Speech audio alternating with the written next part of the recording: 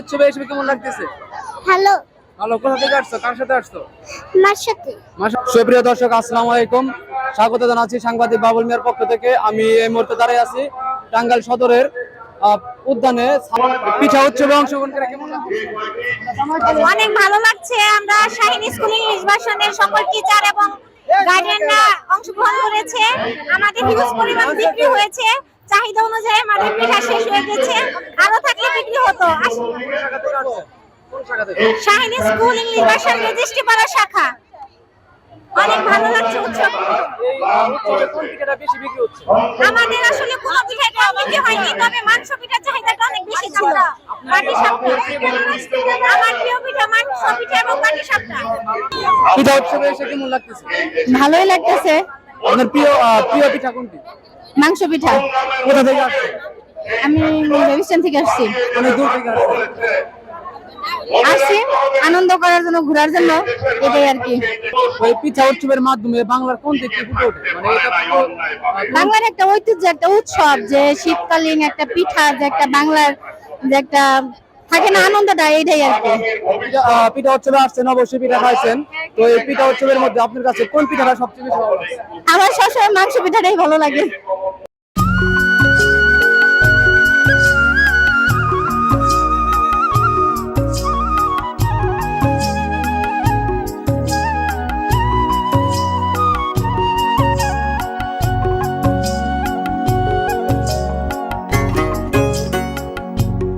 পিঠা উৎসবে অংশগ্রহণ করে আপনার কেমন লাগছে? আমি অত্যন্ত আনন্দিত এই পিঠা উৎসবে অংশগ্রহণ করে। আমাদের স্টলের নাম হচ্ছে সতীন মোচর বাহারি পিঠা। আমরা এত বেশি যা আমরা আশা করি নাই, আশার চেয়ে বেশি আমরা উপভোগ করেছি আজকে। আমরা বাগানবাড়ি শাখা থেকে আসছি। আমরা এই জায়গায় অনেক খাবারগুলো দেখছি যেগুলো এরকম নিরাপত্তা দেওয়া না। আপনাদের এটা আসলে আমাদের একটা মানসিকতার ব্যাপার। মানসিকতা ছিল যে এটা সুস্বাস্থ্য না হলে বাচ্চারা খাবে, সেটা যদি স্বাস্থ্যসম্মত না হয় তাহলে তো সম্ভব না আসলে। আপনার প্রিয় পিঠা কোনটি? আমার প্রিয় পিঠা হচ্ছে মাংস পিঠা। সবই তো আপনাদের নিজের হাতে তৈরি? জি, সব আমাদের নিজের হাতে তৈরি। এসে আমাকে কেমন লাগতেছে? খুব সুন্দর লাগতেছে। যে আপনার হাতে যে গাছ দেখতে পাচ্ছি, এটা কিভাবে পেলেন? এটা গাছ পেয়েছি আমাকে ওই পিঠা উৎসবের সন্তোষ শাখা থেকে উপহার দিয়েছে। করা যাবে না আর কি। মানে আমরা বেলকুচি সিরাজগঞ্জ শাখা থেকে আসছে।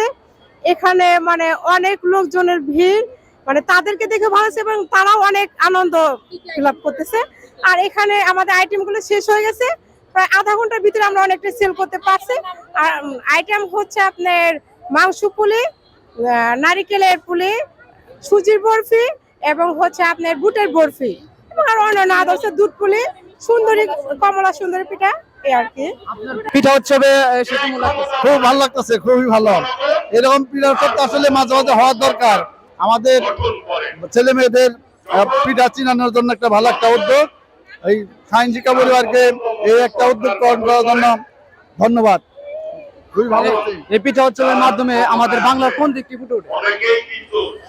পুরাতন ঐতিহ্য যেটা আমরা ভুলে যেতে বসেছি। গ্রাম বাংলার যে শীতের যে একটা পিঠার যে আবহাওয়া ছিল, সেটা আবার পুনরায় জাগ্রত হচ্ছে। প্রিয় দর্শক, শুনতে পাচ্ছেন, পিঠা উৎসব শুধু একটা খাবারের উৎসব নয়, এটা হচ্ছে যে আমাদের বাংলার একটি ঐতিহ্য কিন্তু এই পিঠা উৎসবের মাঝে ফুটে ওঠে। তাই সবারই উচিত শিক্ষা প্রতিষ্ঠানে মাঝে মাঝে এরকম পিঠা উৎসবের আয়োজন করা। অনেক অনেক ধন্যবাদ জানাচ্ছি সে ফাউন্ডেশন আয়োজিত আজকের এই পিঠা উৎসব এবং সাংস্কৃতিক অনুষ্ঠান করার জন্য।